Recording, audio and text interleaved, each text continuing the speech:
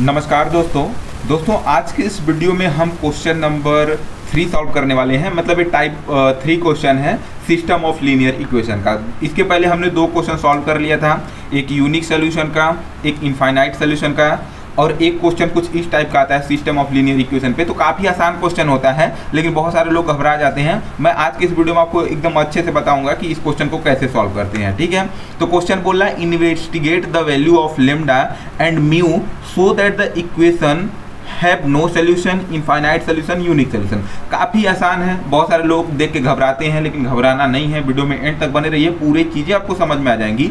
तो चलिए वीडियो को शुरू करते हैं। ठीक है, सबसे पहले मैं आपको एक बार जो कंडीशन है ना उसको रिवाइज करवा देता हूँ। हमने आपको यहाँ पे बताया था सिस्टम ऑफ लीनियर इक्वेशन के अंदर जब हमको पता चलता है कि नॉन होमोजीनियस इक्वेशन है। नॉन होमोजीनियस क्या होता है मैंने बता रखा था। यहाँ पे आप देखेंगे तो नॉन होमोजीनियस इक्वेशन है सभी। ठीक है, नॉन होमोजीनियस इक्वेशन में 2 टाइप के सोल्यूशन हो सकते हैं, कंसिस्टेंट या फिर इनकंसिस्टेंट। ठीक है, तो यहाँ पे हमको इन सभी कंडीशन को याद रखना है। इन कंडीशन को अगर हमको पता है सब कंडीशन, तभी हम इस क्वेश्चन को सॉल्व कर पाएंगे, अदरवाइज सॉल्व नहीं कर पाएंगे। ठीक है, तो कंसिस्टेंट के लिए क्या होता है, देखिए कंसिस्टेंट के लिए हमने कंडीशन देखा था कि ऑगमेंटेड मैट्रिक्स और मैट्रिक्स ए का रैंक कैसा होना चाहिए, इक्वल होना चाहिए। उसके बाद उसके अंदर भी 2 कंडीशन आता है, यूनिक सोल्यूशन और infinitely many solution. Unique solution का कंडीशन क्या था कि rank of A equal to rank of augmented matrix equal to number of unknown. ठीक है, अभी अगर नहीं उतना समझ में आ रहा तो थोड़ा सा भी सब्र बना के रखिए, लास्ट तक समझ में आएगा, बस सुनते जाइए। ठीक है, तो यूनिक सोल्यूशन का एक कंडीशन था। इनफाइनाइटली मैनी सोल्यूशन का क्या था condition, rank of A equal to rank of augmented matrix less than number of unknown. ठीक है, और इनकंसिस्टेंट मतलब नो सोल्यूशन का कंडीशन क्या था कि ऑगमेंटेड मैट्रिक्स और मैट्रिक्स ए का रैंक इक्वल नहीं होगा। ठीक है जी, ठीक है, तो अब इसी कंडीशन को हम यहाँ पे अप्लाई करेंगे, लेम्डा और म्यू की वैल्यू फाइंड करेंगे। तो कैसे करना है वो मैं बताऊंगा। ठीक है, तो सबसे पहले आप क्या करिए ना, देखिए यहाँ पे एक लाइन में सभी क्वेश्चन को लिख दिया है, तो बहुत सारे लोग को समझ में नहीं आता कि भाई साहब ये क्या है। तो सबसे पहले आप इसको ना कुछ इस टाइप से लिख लो। कैसे लिखना है क्वेश्चन को मैं बताता हूँ। सबसे पहले आप लिखो यहाँ पे गिवन 2x + 3y + 5z = 9। ठीक है, ये हमारी पहली इक्वेशन हो गई। फिर ये हमारी दूसरी इक्वेशन है 7x + 3y - 2z = 8। ठीक है, अब थर्ड इक्वेशन ये है, आप इसको ऐसे लिख लो। ठीक है, कई बार ऐसे होता है कि एक लाइन में लिखा होता है ना, तो बच्चों को प्रॉब्लम आता है, समझ ही नहीं पाते हैं कि भाई साहब एक कैसी इक्वेशन लिखी है। तो इस केस में लोग डरने लगते हैं, तो डरना नहीं है, सिंपल ऐसे जैसे मैं लिख रहा हूँ ऐसे लिखना है। ये लेम्डा है और ये म्यू है। ठीक है जी, ठीक है, तो यहाँ पे हमको क्या करना है, सिंपली लेम्डा z = म्यू लिख देना है। तो हमने इक्वेशन को लिख लिया। अब इसके बाद हम क्या करते हैं, सबसे पहले जो भी हमको मैट्रिक्स है उसको हम जो भी हमको इक्वेशन दे रखा है इसको मैट्रिक्स में कन्वर्ट करते हैं। मैट्रिक्स में कन्वर्ट करने के बाद ऑगमेंटेड मैट्रिक्स में कन्वर्ट करते हैं। फिर ऑगमेंटेड मैट्रिक्स का हम लोग रैंक निकालते हैं। ठीक है, उसके बाद हम क्वेश्चन को आगे सॉल्व करते हैं। ठीक है, तो सबसे पहले चलिए हम इसको मैट्रिक्स में कन्वर्ट कर लेता हूँ और ऑगमेंटेड मैट्रिक्स में कन्वर्ट कर लेता हूँ। आप सभी को इतना पता ही है कि मैट्रिक्स और ऑगमेंटेड मैट्रिक्स में कैसे कन्वर्ट करना है। तो यहाँ पे दोस्तों देखिए ये हमारा फॉर्मूला होता है ax = b। ठीक है, आई होप सो आप सभी को पता होगा। इसके अकॉर्डिंग हम लोग यहाँ पे मैट्रिक्स बनाते हैं, ए मैट्रिक्स, बी मैट्रिक्स और एक्स मैट्रिक्स। ठीक है, यहाँ पे ध्यान दीजिएगा, देखिए यहाँ पे जेड का जो थर्ड यहाँ पे हमारा इक्वेशन है, यहाँ पे जो जेड का कोफिशिएंट है ना वो लेम्डा है, तो इसको हमने लेम्डा लिया। ठीक है, और यहाँ पे जब हम बी लिख रहे थे तो देखिए हमारा कॉन्स्टेंट क्या था 9, 8 म्यू, तो यहाँ पे म्यू लिखे थे। ठीक है, यहाँ पे थोड़ा सा चेंज आता है, इसको ध्यान रखिएगा। बहुत सारे लोग को यहाँ पे समझ में नहीं आता कि भाई साहब यहाँ पे तो 5, 2 है, मतलब नंबर है, यहाँ पे लेम्डा कैसे आया। तो लेम्डा यहाँ पे कैसे आया, देखिए जेड का जो कोफिशिएंट है क्या है, लेम्डा है। और हम यहाँ पे आपको बता रखे हैं कि जब मैट्रिक्स हमारा ए जो है वो कौन सी मैट्रिक्स होती है, कोफिशिएंट मैट्रिक्स, जो हमारा वेरिएबल है उनके कोफिशिएंट से बनाना होता है। तो यहाँ पे जेड का कोफिशिएंट क्या है, लेम्डा, तो यहाँ पे हमने लेम्डा लिया। इसी प्रकार से जब हम बी बना रहे थे तो बी में बनाते समय हम देखते हैं कि इक्वल टू के बाद क्या लिखा है वो लिखते हैं। तो देखिए यहाँ पे 9, 8 म्यू। ठीक है, आई होप तो इतना समझ में आ गया होगा। उसके बाद हमने ऑगमेंटेड मैट्रिक्स में इसको कन्वर्ट कर लिया। ऑगमेंटेड मैट्रिक्स कैसे करते हैं, ए और बी को मर्ज करके, तो ए हमारा ए था, बी हमारा ए था, इन दोनों को मर्ज कर दिया। ठीक है, अब इसको हमको एक्लोन फॉर्म में कन्वर्ट करना है। तो एक्लोन फॉर्म में कैसे कन्वर्ट करना है वो मैं आपको थोड़ा सा इसमें बता देता हूँ। अब देखिएगा दोस्तों, अब हमको इसको एक्लोन फॉर्म में कन्वर्ट करना है, तो हम थोड़ा इसको ढंग से आपको करके दिखा देते हैं, क्योंकि थोड़ा सा लेम्डा और म्यू है तो यहाँ पे लोगों को कन्फ्यूजन हो सकता है। ठीक है, तो देखिए सबसे पहले हमारा एम क्या होता है, हम सबसे पहले फर्स्ट रो में आएंगे, नॉन जीरो एलिमेंट पकड़ेंगे और उसके नीचे जीरो बनाएंगे, मतलब 2 को पकड़ेंगे और इसके नीचे जो भी एलिमेंट है जीरो बनाएंगे, 7 और 2 को जीरो बनाएंगे। ठीक है, ठीक है, तो अब हम चलिए इसको अप्लाई करते हैं और देखते हैं कैसे कन्वर्ट होगा। तो अब आप बताइए कि हम ऐसा क्या करें कि ये यहाँ पे 0 बन जाए। ठीक है, तो अब देखिए यहाँ पे ऐसा कुछ दिख नहीं रहा कि हम सीधे इसमें 2 से मल्टीप्लाई करें या 4 से मल्टीप्लाई करके उसको सब्ट्रैक्ट कर दें या फिर ऐड कर दें तो 0 बने। तो जब ऐसा चीज़ कुछ आपको ना दिखे ना, तो मैं आपको एक ट्रिक बताता हूँ। इस ट्रिक की हेल्प से आप 0 बना सकते हो। कैसे बना सकते हो, देखो आपको क्या करना है, इसके नीचे यहाँ पे 0 बनाना ना, ठीक है, यहाँ पे 0 बनाना है और यहाँ पे 0 बनाना है। तो देखो यहाँ पे तो 0 इजीली बन जाएगा। कैसे बन जाएगा, आप सिंपली इस रो में से इसको सब्ट्रैक्ट कर दो तो 2 - 2 क्या हो जाएगा, 0 हो जाएगा। लेकिन यहाँ पे 0 बनाना है तो यहाँ पे आप 0 कैसे बनाओगे, 7 - 2 तो 0 होगा नहीं। तो यहाँ पे थोड़ा सा फ्रैक्शनल चीज़ें आती हैं, तो उसको करना बहुत ईजी होता है। मैं बताता हूँ कैसे होता है। देखिए जब भी आपको ना दिखे कुछ कि यहाँ पे 0 कैसे बन रहा है, किस नंबर से इसमें मल्टीप्लाई करना होगा, तो आपको सिंपली क्या करना है, 7 है ना, 7 को लिखिए, जिस नंबर को 0 बनाना उसको लिखिए, फिर प्लस का साइन लगाइए। ठीक है, प्लस का साइन लगाइए।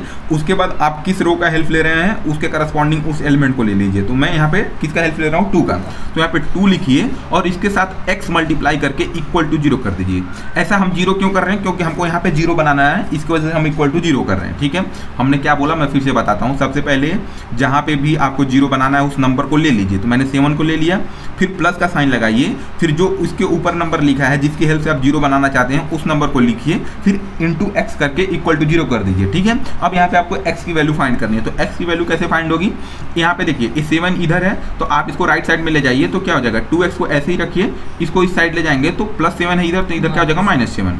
ठीक है, अब x की वैल्यू निकालनी है तो x को इधर ही रहने दीजिए। यहाँ पे 2x के साथ क्या है, मल्टीप्लाई में है तो इधर जाएगा तो डिवाइड में हो जाएगा, तो 7/2 हो जाएगा। ठीक है, तो x की वैल्यू हमको क्या पता चल गई, -7/2। अब इसकी हेल्प से हम इक्वेशन बना लेंगे। अब इक्वेशन कैसे बनेगा, देखिए हमको किस रो में 0 बनाना है, 2 में, R2 में। तो हम यहाँ पे लिखेंगे R2 और यहाँ पे देखिए ये जो भी नंबर आया ना उसको साइन के साथ लिख लीजिए। तो यहाँ पे लिखिए साइन के साथ 7/2 इंटू ये 2 किस रो से आया था, R1 से, मतलब जिस भी रो के हेल्प से आप 0 बना रहे हो उसको यहाँ पे लिख दो तो R1।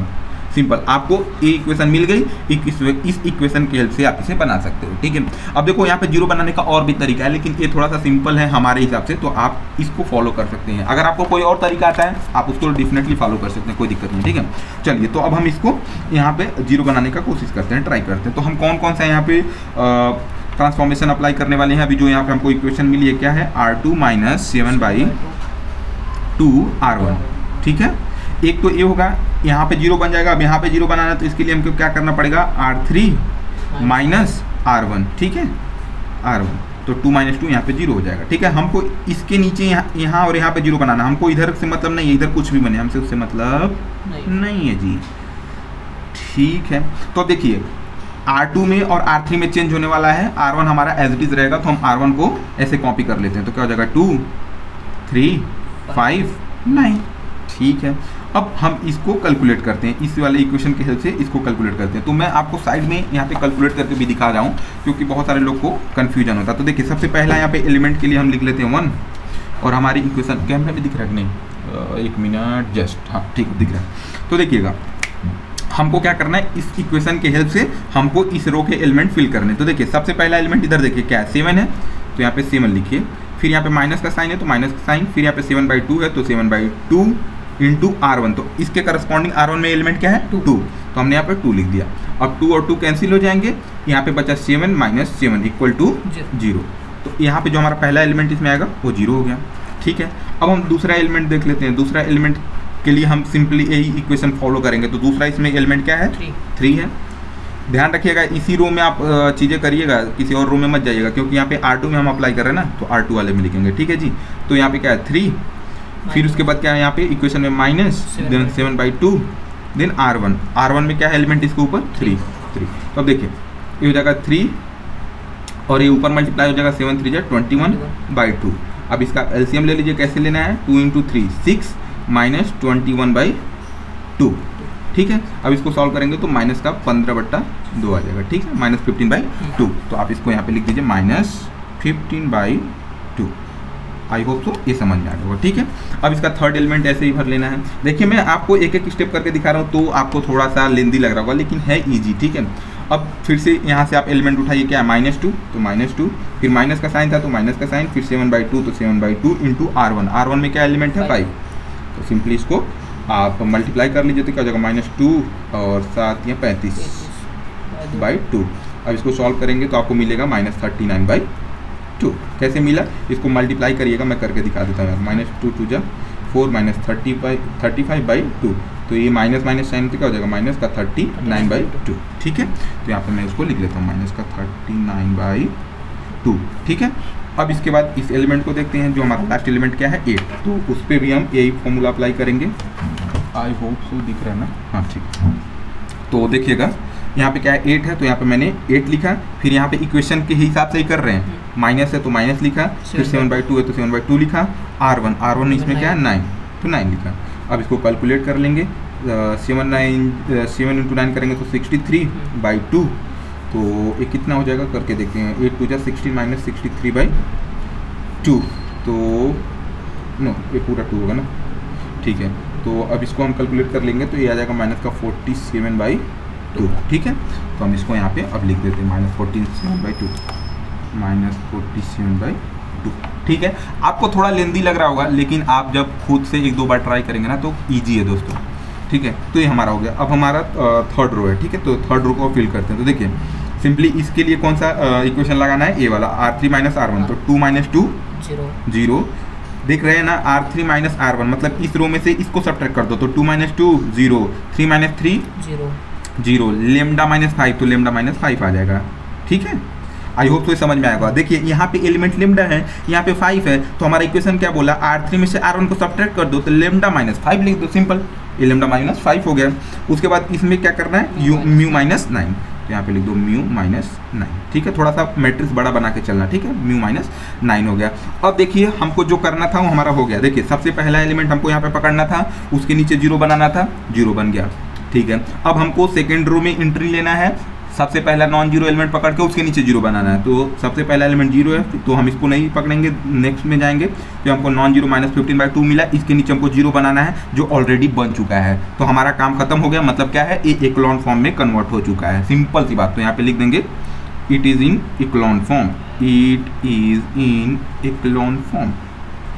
ठीक है जी, इक्लोन फॉर्म में कन्वर्ट हो गया। अब इक्लोन फॉर्म में कन्वर्ट हो गया, अब हमको क्या करना है, सिंपली यहाँ पे हमको पता करना है नो सोल्यूशन, इनफाइनाइट सोल्यूशन और यूनिक सोल्यूशन। ठीक है, तो अब हम उसको पता करते हैं। मैं क्या करता हूँ, ये जो हमारा इक्लोन फॉर्म में मैट्रिक्स है उसको नेक्स्ट पेज पे लिख लेता हूँ, क्योंकि यहाँ पे स्पेस नहीं है, तो हम वहाँ पे सॉल्व करते हैं। ठीक है जी, एक चीज़ दोस्तों मैं और आपको बता दूं, यहाँ पे देखिए जब हमने इसके इक्लोन फॉर्म में कन्वर्ट किया तो जो यहाँ पे R2 है, जो रो 2 है, इसमें जो एलिमेंट है ना वो फ्रैक्शनल में आए हैं। तो इस फ्रैक्शन को हटाने के लिए आप इसको 2 से मल्टीप्लाई कर सकते हैं। अब देखिए आप चाहो तो फ्रैक्शन को हटाओ, ना चाहो तो मत हटाओ। हम इसलिए हटा रहे हैं क्योंकि जब आगे हम कैलकुलेशन करेंगे तो कैलकुलेशन ईजी हो जाएगा। अगर आप फ्रैक्शनल लेके चलते हो ना तो थोड़ा सा डिफिकल्ट होता है, लेकिन सॉल्व तब भी होता है। ठीक है, तो हम यहाँ पे सिंपली ना इसको कन्वर्ट कर देते हैं थोड़ा सिंपल फॉर्म में। तो हमको क्या करना होगा, कौन सा ट्रांसफॉर्मेशन लगाना होगा, सिंपली हमको जो हमारा R2 है ना उसमें 2 से मल्टीप्लाई कर देना होगा। तो हम मल्टीप्लाई कर देंगे 2R2। 2 से हमको कैसे पता चला मल्टीप्लाई करना है, क्योंकि देखिए इसके बाई में भी 2 है, इसमें भी 2 है, इसमें भी 2 है। तो अगर हम 2 से मल्टीप्लाई करेंगे तो 2 कैंसिल हो जाएगा। देखिए ना, अगर मैंने -15/2 है, ठीक है, इसको 2 से मल्टीप्लाई कर दिया तो 2 कैंसिल हो जाएगा, तो -15 हो जाएगा। ठीक है, और हम मल्टीप्लाई केवल R2 में कर रहे हैं, तो और कहीं चेंज नहीं होगा, केवल R2 में चेंज होगा। तो अब हम इसको यहाँ पे लिख लेते हैं जी। देखिए सिंपली ये सब हमारा एलिमेंट ऐसे रहेगा, 2 3 5 9, यहाँ पे 0 × 2 0, -15 × 2 × 2 करोगे तो क्या हो जाएगा, -15। ठीक है ना, अब इसमें 2 से मल्टीप्लाई करोगे -39/2 में तो वो -39 आ जाएगा। ठीक है, और यहाँ पे -47 आ जाएगा। ठीक है जी, अब इसको as it is run 0 0 lambda -5 and mu -5। अब चाहो तो यहाँ पे डॉटेड लाइन ड्रॉ कर सकते हो, सॉरी यहाँ पे म्यू -9 आएगा, म्यू -9। ठीक है, ठीक है। अब नेक्स्ट पेज पे लिखता हूँ और ये जो कंडीशन है इसको कैसे सॉल्व करना वो हम देखते हैं जी। तो यहाँ पे दोस्तों जो इक्लोन फॉर्म में कन्वर्ट करने पे हमारा मैट्रिक्स आया था, हमने उसको लिख लिया। अब हमको क्वेश्चन में पूछ रखा था कि नो सोल्यूशन कब होगा। जब नो सोल्यूशन होगा तो लेमडा की वैल्यू क्या होगी, म्यू की वैल्यू क्या होगी, वही हमको फाइंड करना है। एक बार मैं अभी फिर से आपको क्वेश्चन बता देता हूँ, कई लोग को तो समझ में नहीं आता कि क्वेश्चन में बोल क्या रहा है। अभी मैं फिर से बता देता हूँ। पहले यहाँ पे मैं लिख लेता हूँ नो सोल्यूशन, इनफाइनाइट सोल्यूशन। ठीक है जी, इनफाइनाइट सोल्यूशन। और थर्ड क्या बोला, यूनिक सोल्यूशन। ठीक है, यूनिक सोल्यूशन। मैं एक बार क्वेश्चन को फिर से पढ़ देता हूँ आप लोगों के लिए।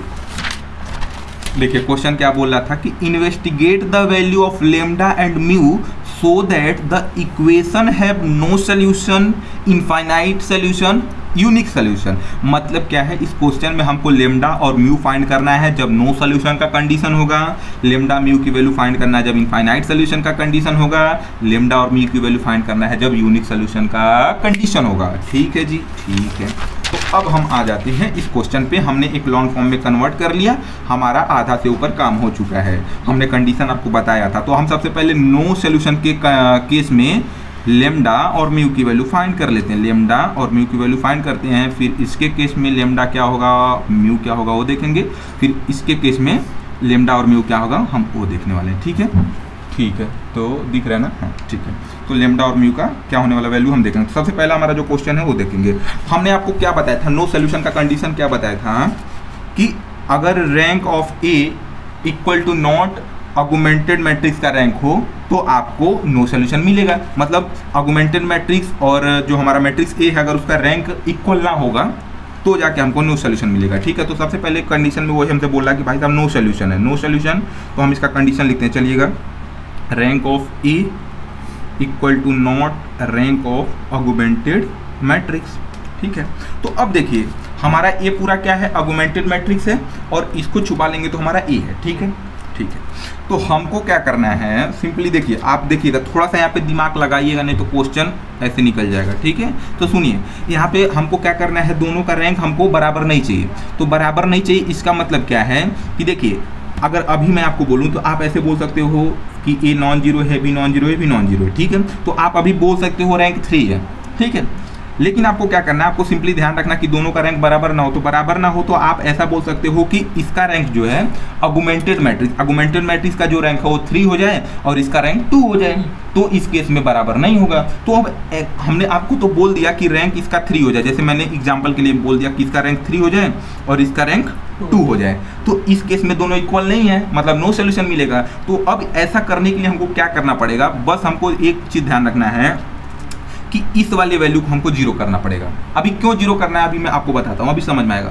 सपोज करिए कि यहाँ पे जीरो लिखा है, अभी आप भूल जाइए सब कुछ। देखिए यहाँ पे ना मेरे पास पेंसिल होगा, मैं पेंसिल से लिखता हूँ। अभी इसको मान लीजिए कि ए जीरो है, इसको आप मान लीजिए जीरो है। देखिए इसको मान लीजिए जीरो है। ठीक है, ए लेमडा माइनस 5 भूल जाइए, मान लीजिए जीरो है। तो इस केस में हमारा ऑगमेंटेड मैट्रिक्स का जो रैंक होगा कितना होगा, 3 होगा।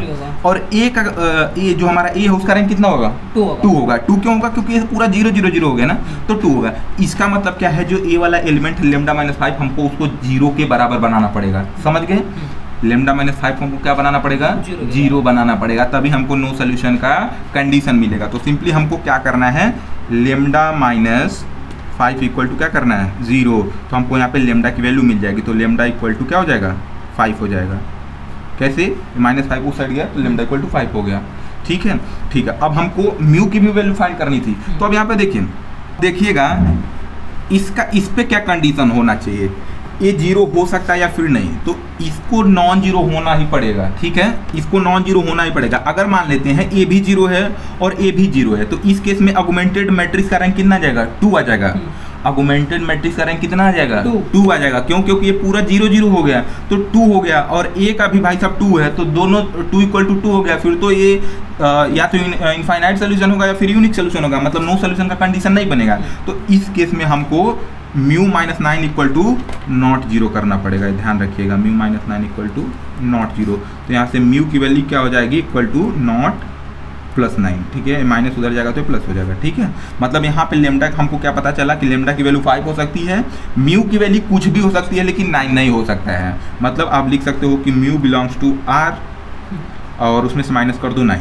ठीक है, मतलब कोई भी रियल नंबर हो सकता है लेकिन 9 नहीं होगा। आप यहाँ तक भी लिखोगे चलेगा, लेकिन आई होप सो कि आप ये लिख पाओगे कि म्यू की वैल्यू कुछ भी हो लेकिन 9 ना हो। 9 क्यों ना हो, अगर 9 म्यू हो गया तो 9 - 9 0 और ए भी 0 है, दोनों 0 0, मतलब इन दोनों का रैंक सिर्फ बराबर आ जाएगा ना, तो नो सोल्यूशन का कंडीशन नहीं बनेगा। एक बार आप थोड़ा सा आगे सुनते जाइए, मैं एक बार अभी फिर से आपको रिवाइज कराऊंगा ना, तो आपको चीज़ें समझ में आएंगी। काफ़ी आसान है, मेरा बात मानिए।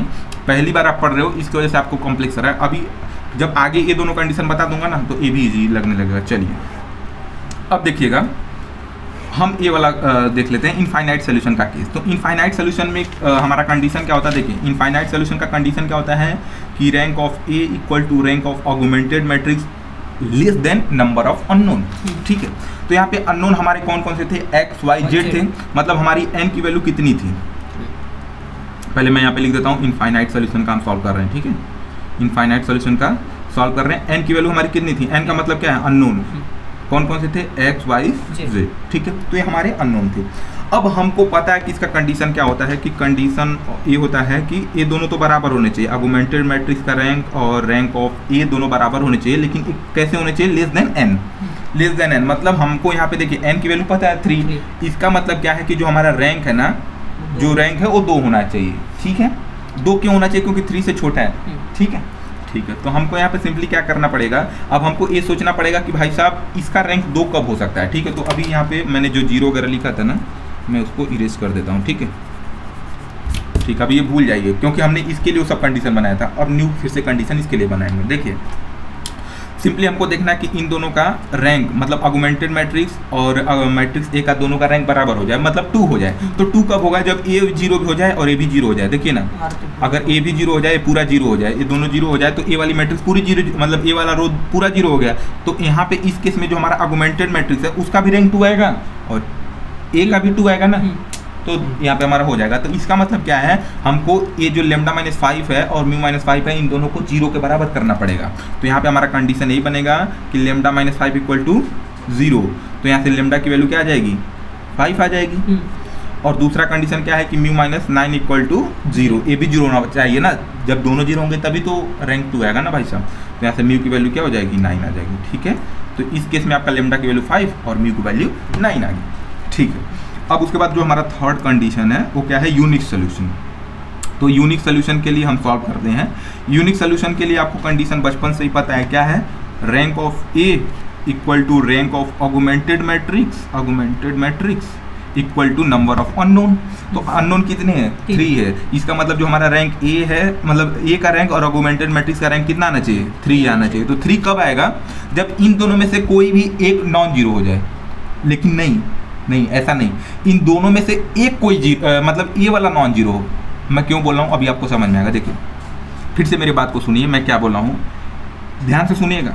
यूनिक सोल्यूशन मतलब क्या है, दोनों का रैंक मतलब जो हमारा रैंक ए है और रैंक आर्गुमेंटेड मैट्रिक्स है वो बराबर होने चाहिए किसके, एन के। एन क्या है हमारा, अननोन। तो हमको पता है इस क्वेश्चन में कितने अननोन है, 3 है ना, एक्स वाई जेड। तो इसका मतलब है कि आर्गुमेंटेड मैट्रिक्स का भी रैंक 3 आना चाहिए और ए मैट्रिक्स का भी रैंक 3 आना चाहिए। ठीक है जी, तो अब हम 3 बनाने के लिए क्या करेंगे, इसको नॉन जीरो कर देंगे। मैं इसको इरेज करता हूँ, देखिएगा। अगर ये नॉन जीरो बन जाए, ये ध्यान सुनिए, मान लीजिए ये 1 बन जाए, इसको अभी भूल जाइए, मान लीजिए यहाँ पे 1 बन जाए और यहाँ पे कुछ भी बने, 1 बने 0 बने, मैं मान लेता हूँ 0। तो अब इस केस में आप मेरे को आर्गुमेंटेड मैट्रिक्स का रैंक बताइए। अभी लेमडा -5 म्यू -9 को मत देखिए, बस 1 और 0 को लेकर के पूरा चलिए। ठीक है, तो यहाँ पे आर्गुमेंटेड मैट्रिक्स का रैंक कितना आएगा, 3 आएगा। क्यों, क्योंकि यहाँ पे देखो 0 0 1 0, तो एक तो 1 एटलीस्ट मिल जा रहा है ना, तो मतलब ये नॉन जीरो तो नहीं है, तो रैंक हमारा 3 हो जाएगा। 3 होगा, 2 कैसे होगा, 3 होगा ना भाई साहब, 0 0 1 0, तो आर्गुमेंटेड मैट्रिक्स का रैंक कितना हो जाएगा, 3 हो जाएगा। अब हमको ए का निकालना है, तो हम ए के निकालने के लिए इसको छुपा लेंगे। अब ए का रैंक कितना है, 3 है। मतलब क्या है कि जो हमारा यूनिक सोल्यूशन में जो हमारा रैंक डिपेंड कर रहा है, लेमडा -5 पे डिपेंड कर रहा है, म्यू -9 पे डिपेंड ही नहीं कर रहा हो, कुछ भी हो भाई साहब, हमको उससे फर्क नहीं पड़ रहा है। तो हमको यहाँ पे क्या करना पड़ेगा, सिंपली लिखना पड़ेगा कि lambda -5 equal to not zero. ये 0 नहीं होना चाहिए, ये 1 हो 2 हो कुछ भी हो, हमसे फर्क नहीं पड़ता, लेकिन 0 नहीं होना चाहिए, सिंपल सी बात है। तो यहाँ पे लेमडा की वैल्यू क्या हो जाएगी, इक्वल टू नॉट 5, नहीं 5 होगा ना भाई।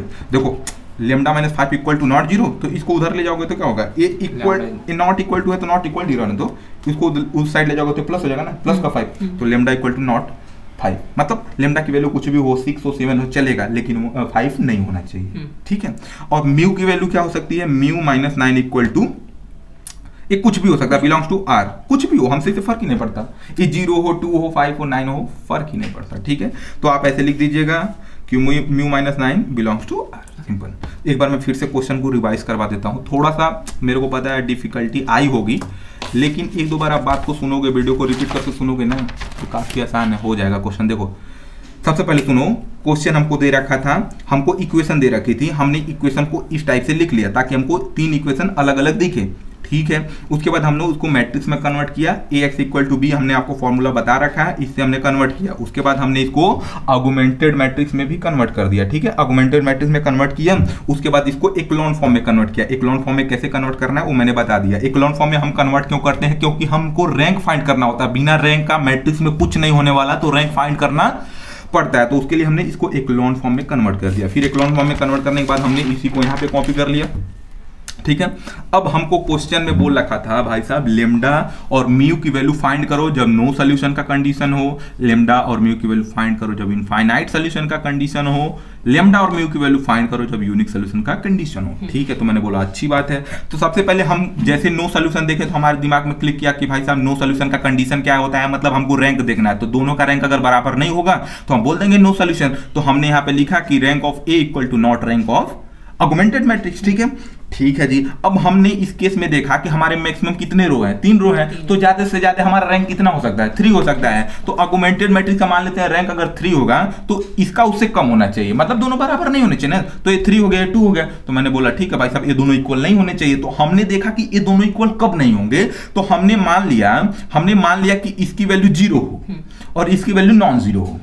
क्यों हमने माना, क्योंकि हमने मान लेते हैं इसकी वैल्यू 0 है। देखिए मैंने इसको माना कि ये 0 है, ये नॉन 0 है, तो पूरे ऑगमेंटेड मैट्रिक्स का जो रैंक आएगा वो कितना आ जाएगा, 3 आ जाएगा। क्योंकि देखिए ना 0 0 0 और ये मान लीजिए 5 है, ठीक है। तो उस केस में ऑगमेंटेड मैट्रिक्स का रैंक कितना आ जाएगा, 3 आएगा। तो इसके वजह से हमने कंडीशन बोला कि भाई साहब ये कुछ भी हो, 0 हो, ये 0 हो जाए, कुछ भी नहीं, ये 0 होना चाहिए, 0 होना चाहिए और ये नॉन 0 होना चाहिए। तो इस केस में ऑगमेंटेड मैट्रिक्स का रैंक 3 आ जाएगा और इन भाई साहब का रैंक कितना आ जाएगा, 2 आ जाएगा। तो मतलब दोनों अनइक्वल हो जाएंगे, मतलब नो सॉल्यूशन का कंडीशन बनेगा। तो बस हमने वही कंडीशन अप्लाई किया और लेमडा और म्यू की वैल्यू हमको मिल गई। सही बात है, सही बात है। अब इनफाइनाइट सॉल्यूशन, तो इनफाइनाइट सॉल्यूशन का हमने कंडीशन याद किया। क्या कंडीशन था कि rank of A equal to rank of augmented matrix less than number of unknown. तो हमको पता चला कि भाई साहब अननोन तो एक्स वाई जेड है, मतलब 3 हमारे अननोन है। तो जो रैंक दोनों का ऑगमेंटेड मैट्रिक्स का और ए का, वो दोनों इक्वल तो होने चाहिए लेकिन 3 से कम होने चाहिए। मतलब क्या है कि ये पूरा वाला, ये जो लास्ट वाला रो है ना, वो कैसा होना चाहिए, 0 होना चाहिए।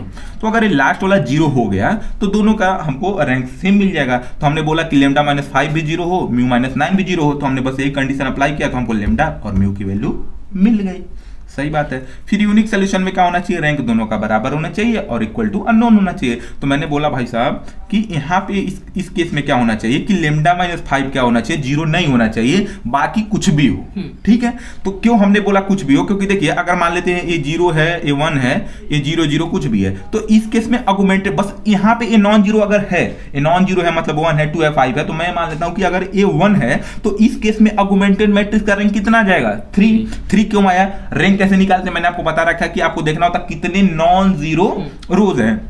ये नॉन 0 है, नॉन 0 है, नॉन 0, एक भी अगर नॉन 0 होता तो नॉन 0 में काउंट होता है। तो इस केस में ऑगमेंटेड मैट्रिक्स का तो रैंक आ गया हमारा 3। अब जब हम ए का निकाल रहे हैं तो ए का भी 3 मिल रहा है, मतलब दोनों बराबर मिल रहे हैं और हमारा नंबर ऑफ अननोन भी 3 है, मतलब ऑगमेंटेड मैट्रिक्स का रैंक ए का मैट्रिक्स और अननोन आपस में बराबर है, मतलब यूनिक सॉल्यूशन का कंडीशन बन रहा है। तो बस हमने यहाँ पे बोल दिया कि भाई साहब लेमडा -5 इक्वल टू नॉट 0 होना चाहिए। तो यहाँ से हमको लेमडा की वैल्यू मिल गई नॉट 5, मतलब लेमडा कुछ भी हो सकता है बट 5 मत लेना। और यहाँ से हमको म्यू कुछ भी ले सकते हैं, म्यू -9 इक्वल टू 8। तो यहाँ पे आप ऐसे भी लिख सकते हो इसको कि म्यू बिलोंग्स टू आर, ऐसे लिख देना। यहाँ पे -9 नहीं लिखना, mu belongs to R, mu कुछ भी हमसे फर्क नहीं पड़ता। तो आई होप तो दोस्तों समझ में आया होगा। अगर नहीं समझ में आया तो 2-3 बार वीडियो को रिपीट करके देखिए। कमेंट में अगर कोई डाउट है तो वहाँ पे आप कमेंट कर दीजिए, मैं बताऊंगा। लेकिन ये क्वेश्चन इंपॉर्टेंट है, मेरे को जैसे लग रहा है कि 90% चांस है इसका एग्जाम में आने का, क्योंकि आपने देखा होगा तो TA1 में भी ये क्वेश्चन आ चुका है। तो प्लीज़ इसको ढंग से सॉल्व करके जाइएगा। चलिए मिलते हैं इसके नेक्स्ट वीडियो में, तब तक जय हिंद दोस्तों।